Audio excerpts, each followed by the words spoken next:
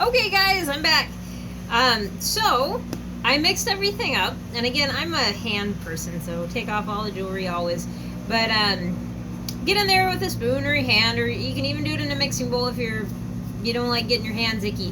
But it all got mixed together and came out like a nice, really fluffy dough. And that's one thing I love about a good biscuit dough, and I feel like I can always tell a good biscuit dough because it's fluffy.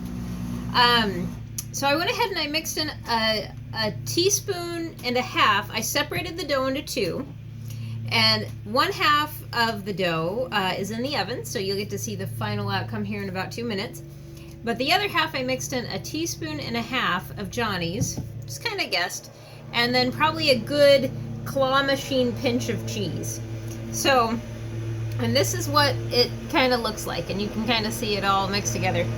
My husband is mowing outside, so you might hear some background noise right now. Just seen it drive by the window. But we're gonna roll this out to about 1/3 of an inch thick. Now I was checking on the biscuits, and I did cut a couple of them kind of short. But I did that a little bit on purpose for me, just because, you know, they'll make... I like to stretch things, and when I bake fresh stuff, boy does my husband like to eat it, which is good. Anywho, flour your surface that you're going to be rolling this out on. I always turn it over once or twice, and then grab your biscuit cutter or whatever thing you have, you know, like I always say, whatever's handy is dandy, and just get to cutting. And you're going to have nice little... I mean, they're so fluffy. They're so fluffy! Little fluffy looking biscuits there. And I love a good fluffy biscuit. Oh, right on time. So let's take a look at how the first batch turned out. So these were in there. Oh my goodness, those look great. These were in there for 12 minutes. Again, I cut them kind of...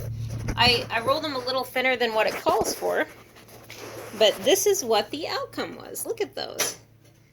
This was a bigger one.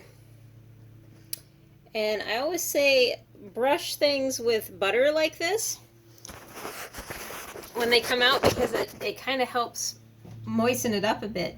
I'm not going to, I'm just, you know, because I'm working with you guys and we're chatting and we're making biscuits.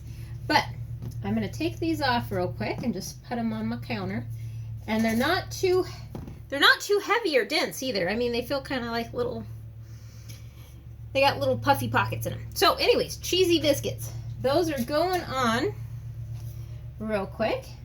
And if I were to guess, I would say you could probably get, guys, you're probably going to get around between 10 and 12 biscuits, depending on, maybe even between 8 and 12, depending on how thick you make them. So to me, it looks like I'm probably going to be getting about 11, which is fine. I'm good with that number. So anywho, let's try one of these little nuggets of joy. Oh my goodness, look at that. They're so flaky inside. Not only were they fluffy, but they're flaky. So I love that.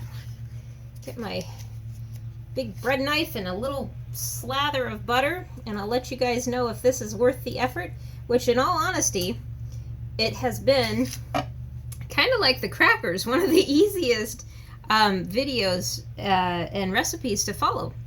So, bottoms up, eh?